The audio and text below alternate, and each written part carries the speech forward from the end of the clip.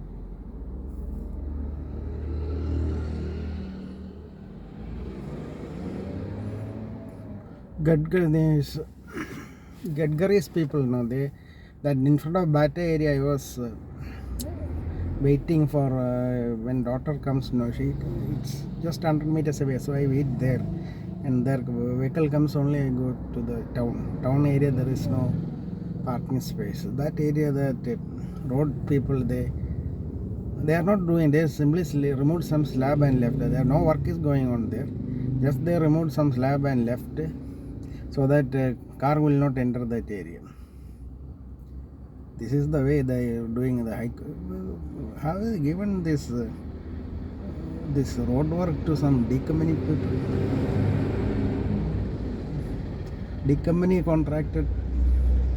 D-company's contractors are doing this road work. Before they gave number 66 and later they changed it.